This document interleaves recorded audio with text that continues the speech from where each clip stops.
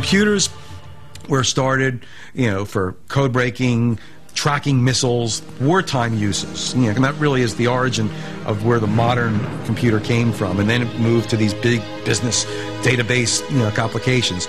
Computers had been seen as things to never touch, never even be in the same room with a computer. Keep your distance, but be reverent. Be very respectful of those who knew how to do it. But respect was in short supply. In the late 1960s, even computer engineers had a counterculture. They called it hacking. It was a radical approach to computers. Practical goals took second place to what hackers called the wild pleasure of exploration, a sentiment that phone freaks would recognize. Phone freaking was learning how to use a technology, how to penetrate and utilize and expand a technology in ways that weren't generally available to the general public. In the same way, computer hacking is pushing the frontier, learning how to exploit computers and get them to do things that people said simply couldn't be done. For computer hackers to get their kicks, they had to get their hands on computers, which at the time was easier said than done. I had told my dad in my first year of college, someday I will own a 4K Nova computer. And he said, Steve, it costs as much as a house. I said, then I'll live in an apartment. I'm going to have a computer someday in my life. When computers were vast number-crunching machines costing $5 billion to develop, the idea of having your own computer, a personal computer, was inconceivable. Why would anyone want his or her own personal computer? That's ridiculous. It's like wanting your personal atom bomb or something like that. The bomb came in the shape of a new piece of kit called the Altair 8800. An article in a technical magazine appeared introducing the Altair, which was a computer kit that you could build. This so excited a couple people in the Bay Area, they decided to form a club, even before the pieces of these computers were shipped out. Just to talk about them and share information about them. And they called it the Homebrew Computer Club. 30 people eventually wound up one night in March of 1975 to stand in a garage and look at this box. Among them was Steve Wozniak, and contained within this box was a network which would come to fascinate him even more than the telephone system. Sitting in a garage, rainy outside and dark, and the garage doors open to the outside darkness, and they started all talking about these computers going around. The Altair was pretty meaningless as a box. It came out, and once you put it together and flicked the switches, you got it to run, and then you said, well, gee, this is real nice, but what can I do with it? What they did with it was program it to play Daisy. 15 years earlier, computer engineers had coaxed the tune from a machine the size of a house. Now the hackers were doing it for themselves on a home-built kit computer.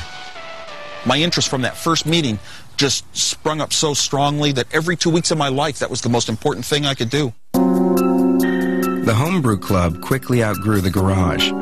Computer hacking was catching on. Someone would stand up and say, I've got this problem. Anybody know how to solve this? Or, hey, you know that problem that was mentioned at Homebrew 2 weeks ago? I found a solution to it. And it was a phenomenal information exchange. I just passed out sets of schematics to anyone in the club that wanted them. I Xeroxed tons of copies because, hey, I felt kind of proud they'd be seeing my work.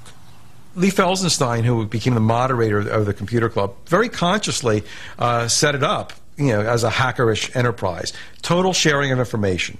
It didn't attract high-level people who have been successful in companies, business types. Didn't attract real engineers. The hard engineer would be blocked by his feeling that I have to have permission in order to do what's never been done before. We were there because we knew that we didn't need permission. Hackers set out to achieve the impossible, to build their own computers. It was the lure of this was finally computer technology that you can actually have your hands on, you can actually control.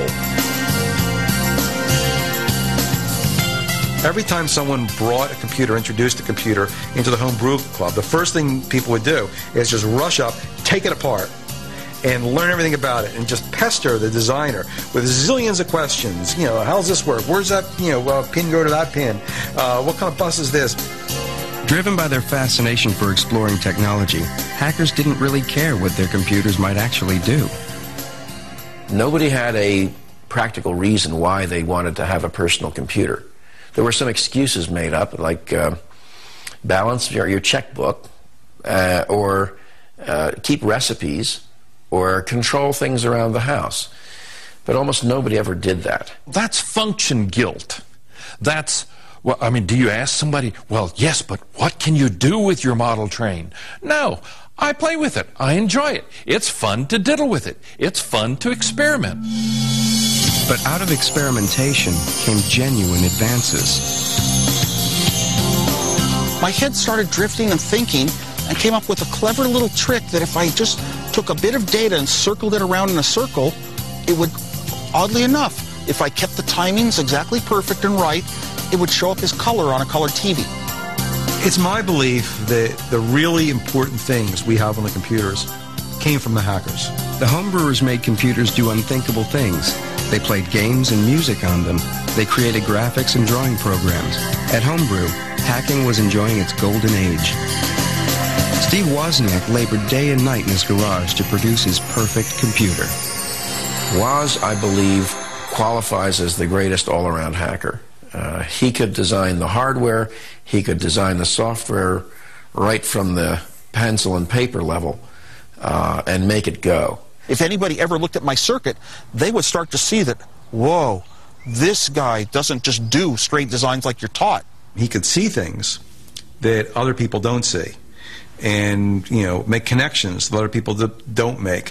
What I love about hackers is that they have a different, maybe enhanced way of looking at the world to make those kinds of connections. Hackers would experiment with any hardware or software they could get their hands on, even if they didn't own it. But not everyone was into the idea of sharing. In 1976, the Homebrew Club received a stinging letter from another computer pioneer. As the majority of hobbyists must be aware, most of you steal your software. Who cares if the people who worked on it get paid? Most directly, the thing you do is theft. In what became a key moment in the history of the computer industry, Bill Gates wrote an angry letter to the homebrew people saying, wait a minute, I wrote this for money. You can't distribute this. This isn't free. This is work. Bill Gates' letter was a sign of things to come. Personal computers were about to become big business, as Steve Wozniak found out when his garage invention became the first Apple computer.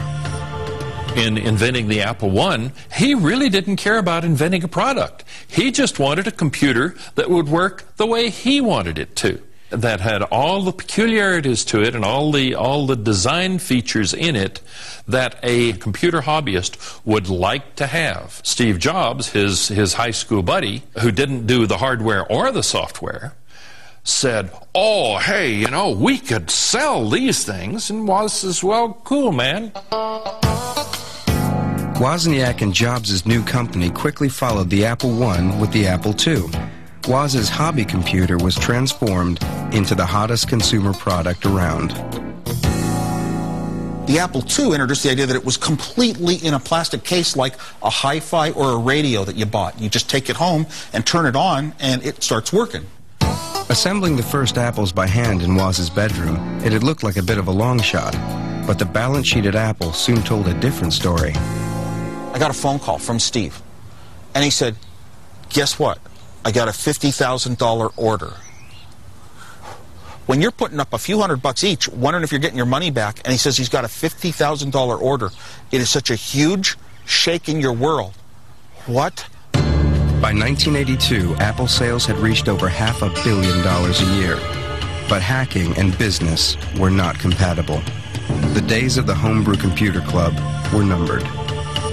Maybe I went to a few more homebrew meetings, but pretty much it started becoming not the big thing in my life. The big thing in my life started becoming more and more Apple Computer, the company. Now I had to put, more of my full-time energy into things that were going into products being sold.